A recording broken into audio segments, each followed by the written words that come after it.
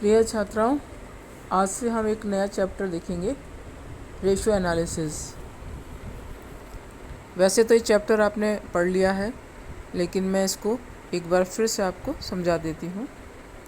तो सबसे पहले हम ये देखते हैं कि अनुपात क्या होते हैं या अनुपात का क्या अर्थ है। अनुपात दो संख्याओं के मध्य गणितीय संबंध स्थापित करता है। वित्तीय विश्लेषण में इस प्रकार का संबंध लाभ-हानि खाते के दो मदों के मध्य या आर्थिक चिट्ठे के दो मदों के मध्य अथवा एक लाभ-हानि खाते और दूसरा आर्थिक चिट्ठे के मदों के मध्य स्थापित किया जा सकता है। जैसे विभिन्न खर्चों का कुल लागत से अनुपात, या चालू संपत्तियों का चालू दायित्वों से अनुपात, अथवा शुद्ध लाभ और व्यवसाय में विनियोजित पूंजी का अनुपात। रॉबर्ट एंड एंथोनी के अनुसार अनुपात केवल मात्र एक संख्या की दूसरी के संबंध में अभिव्यक्ति है। यह एक संख्या आधार को अन्य संख्या से विभाजित कर प्राप्त किया जाता है। प्रतिशत एक प्रकार का अनुपात होता है जिसमें आधार को 100 के बराबर माना जाता है और भागफल को आधार के प्रति 100 के रूप में व्यक्त किया जाता है।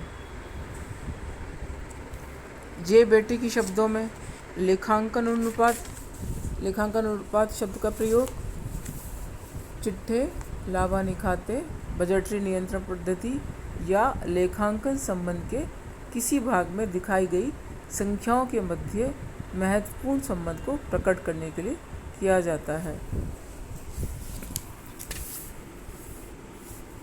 अब हम देखते हैं कि अनुपात को किस रूप में अभिव्यक्त किया जाता है। सबसे पहले तो शुद्ध अनुपात के रूप में।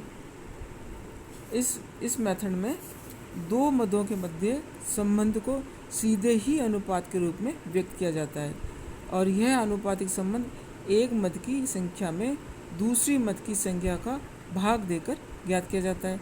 जैसे कि किसी संस्था की चालू संपत्तियां 10,000 हों और चालू दायित्व 5,000 हों, तो चालू संपत्तियों का चालू दायित्वों से अनुपात होगा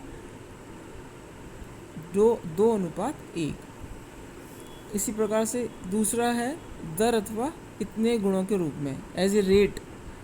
इस विधि में किसी तिथि अथवा समयावधि के मध्य दो मदों की दर ज्ञात की जाती है और इसके लिए एक मद में दूसरी मद का भाग दिया जाता है तथा वह दर इतने गुणों के रूप में व्यक्त की जाती है। उदाहरण के लिए, किसी कंपनी की वार्षिक बिक्री 40 लाख रुपए है और उसका औसत स्टॉक 5 लाख रुपए है, तो औसत स्टॉक इक्वल्स टू अंतिम स्टॉक प्लस प्रारंभिक स्टॉक डिवाइडेड बाई 2।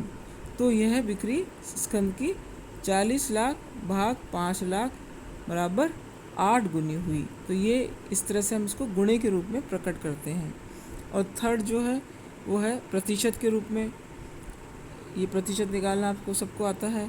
इस विधि में दो मदों के मध्य संबंध को प्रतिशत के रूप में व्यक्त किया जाता है। जैसे कि किसी संस्था की एक वर्ष की बिक्री 2 लाख रुपए है और उसका सकल लाभ 40,000 रुपये है, तो सकल लाभ का विक्रय का 20% अर्थात 40,40,000 डिवाइडेड बाई 2 लाख इंटू 100 होगा। तो ये इस प्रकार से हम प्रतिशत के रूप में निकालते हैं अनुपात को।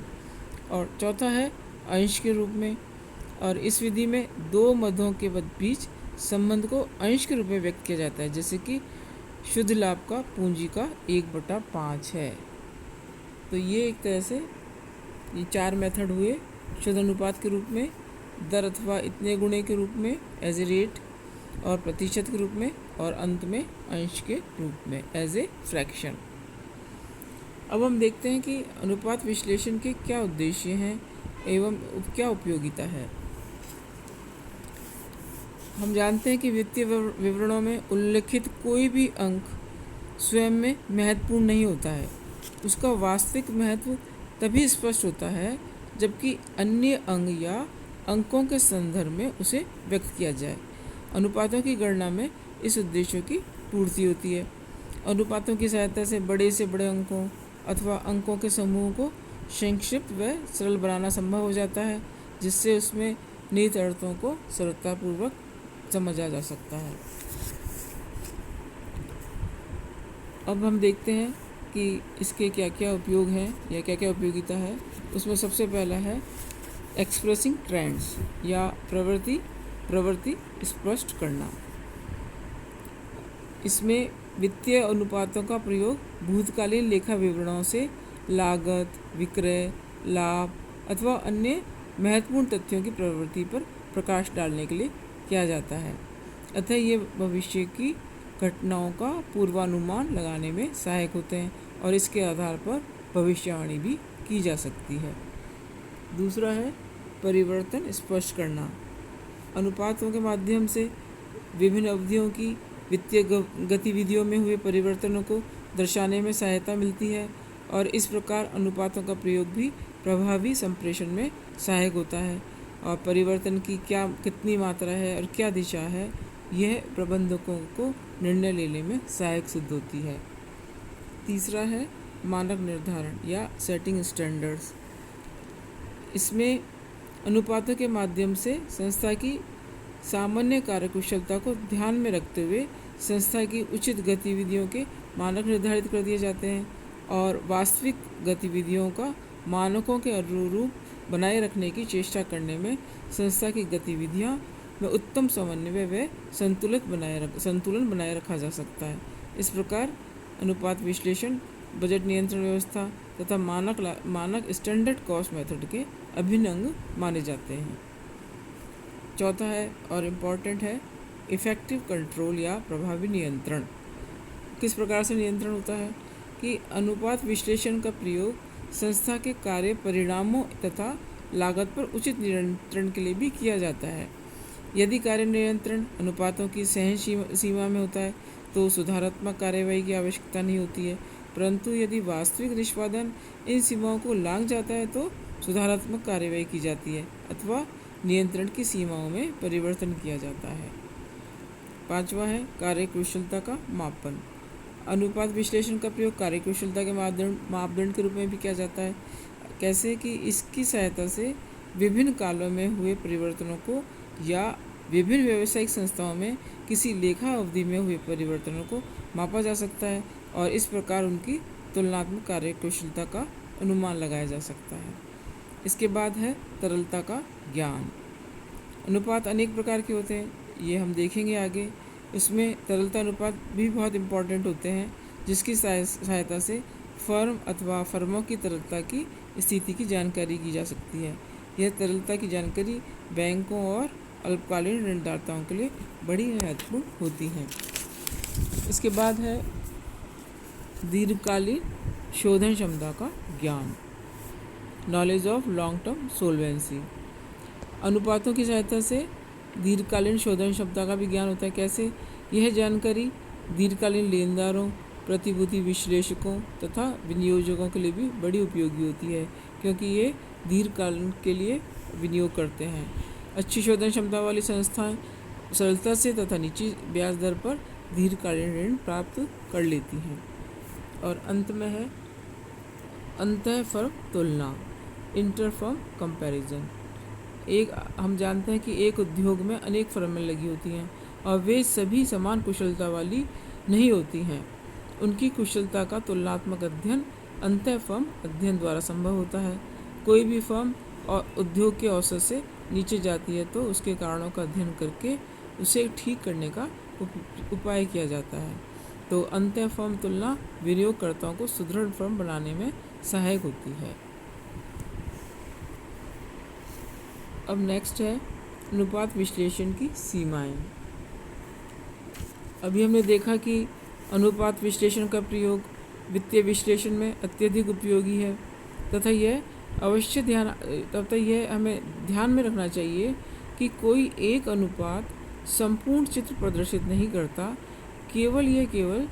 लेकिन ये केवल संकेत मात्र देते हैं कि जो संचयी रूप में किसी संगठन की वित्तीय स्थिति तथा ऑपरेशंस के मूल्यांकन में या परिचालन के मूल्यांकन में बहुत सहायक होते हैं। अनुपात स्वयं में कोई निष्कर्ष नहीं निकालते, बल्कि ये जो विश्लेषण करता होता है उसको अनुपात विश्लेषण का अपने चातुर्य के माध्यम से निष्कर्ष निकालने होते हैं। हमें ये ध्यान में रखना चाहिए कि अनुपात वित्तीय विवरणों के विश्लेषण में केवल मार्गदर्शन करने वाले होते हैं तथा वे अपने आप में कोई निर्णायक साध्य नहीं होते हैं। अब हम देखते हैं कौन कौन सी इसकी सीमाएं हैं। सबसे पहला है एक अकेले अनुपात का सीमित महत्व। जैसे कि हम बार बार देख रहे हैं कि केवल एक अनुपात किसी स्थिति का संपूर्ण चित्र प्रदर्शित नहीं करता है। अतः हमें कोई भी समस्या को जानने से पहले सभी अनुपातों पर विचार किए बिना एक अनुपात के आधार पर निकाले गए निष्कर्ष को नहीं मानना चाहिए, क्योंकि वह भ्रामक चित्र प्रस्तुत कर सकता है। दूसरा है निर्वचन के लिए साधन मात्र। अनुपात विश्लेषण के अंदर हमने देखा है कि यह अपने आप में साध्य नहीं है, वह बल्कि यह केवल निर्वचन के साधन मात्र हैं। अतः पहलुओं पर विशेष ध्यान केंद्रित करता है जिनकी अधिक छानबीन आवश्यक है। विश्लेषक को चाहिए कि यह निष्कर्ष निकालने से पूर्व संबंधित पहलुओं पर पर्याप्त परीक्षण कर ले और उसके आधार पर भ्रामक निष्कर्ष प्राप्त होने से बचे। इसके बाद है झूठे दिखावों से प्रभावित।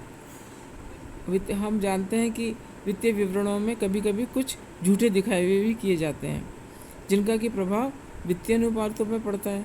अतः जो विश्लेषक है उसको निर्वचन करते समय इन झूठे दिखावों का ध्यान रखना चाहिए। इसके बाद है समस्या के गुणात्मक विश्लेषण का अभाव। इसमें अनुपात विश्लेषण में हम केवल परिमाणात्मक विश्लेषण करते हैं।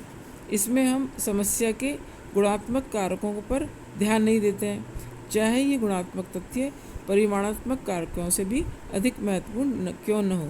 मान लीजिए किसी ग्राहक को उधार माल बेचते समय उसकी आर्थिक स्थिति पर विचार किया जाता है, लेकिन उसका चरित्र एवं व्यवहार आर्थिक स्थिति से भी अधिक महत्व रखते हैं। इसके बाद है लेखांकन की स्वाभाविक सीमाओं का प्रभाव। हमने देखा कि अनुपातों की गणना लेखा अभिलेखों से की जाती है, अतः इनमें से सभी कमियां एवं त्रुटियां रह जाती हैं जो कि इन अभिलेखों में होती। यदि लेखा पुस्तकें सही नहीं हैं तो उनके आधार पर जो भी अनुपात निकालेंगे वो सही नहीं निकलेंगे। तो लेखांकन कुछ मान्यताओं पर आधारित होता है। ये मान्यताएं अनुपात विश्लेषण की उपयोगिता को सीमित करती हैं। इसके बाद है उचित प्रमापों का अभाव। इसके अंदर अनुपात विश्लेषण में तुलना करने के लिए उचित प्रकार की अन्य संस्था या प्रमाप अनुपातों का प्रयोग किया जाता है, और सभी प्रकार की संस्थाओं के लिए किसी एक अनुपात को प्रमाप अनुपात नहीं कहा जा सकता है। विभिन्न परिस्थितियाँ व संस्था के आकार के अनुरूप प्रमाप का संशोधन करना आवश्यक होता है। इसके बाद है भूतकाल के आधार पर भावी अनुमान। विभिन्न अनुपातों की गणना हमने देखा कि भूतकालीन तथ्यों के आधार पर की जाती है, और इन्हें वर्तमान या भविष्य के लिए प्रयोग करना सदैव वांछनीय नहीं होता है, क्योंकि वर्तमान या भविष्य की घटनाएं भूतकालीन प्रवृत्ति से भिन्न हो सकती हैं। इसके बाद है विश्लेषक की व्यक्तिगत योग्यता व पक्षपात का प्रभाव। अनुपात विश्लेषण में निर्वचन एवं निष्कर्ष विश्लेषक की व्यक्तिगत योग्यता व पक्षपात से प्रभावित हो सकते हैं, अतः इनका प्रयोग बड़ी सावधानी और सतर्कता के साथ किया जाना चाहिए। इसके बाद है केवल कुछ सूचनाएं, ओनली फ्यू इन्फॉर्मेशन। हम जानते हैं कि अनुपात विश्लेषण वित्तीय विवरणों में सन्निहित केवल कुछ सूचनाओं पर ही आधारित होते हैं, और उचित विश्लेषण एवं सुदृढ़ निर्णय करने के लिए यह आवश्यक है कि इससे प्राप्त सूचनाओं को अन्य स्रोतों से प्राप्त तथ्यों तथा सूचनाओं के साथ प्रयोग किया जाए। इसके बाद है मूल्य स्तर के परिवर्तन को न दर्शाना। वित्तीय विवरणों में हम मूल्य स्तर के परिवर्तनों का समावेश नहीं करते हैं, अतः मूल्य स्तर में होने वाले परिवर्तनों का समावेश न होने के कारण इन पर आधारित अनुपात भ्रामक परिणाम दे सकते हैं।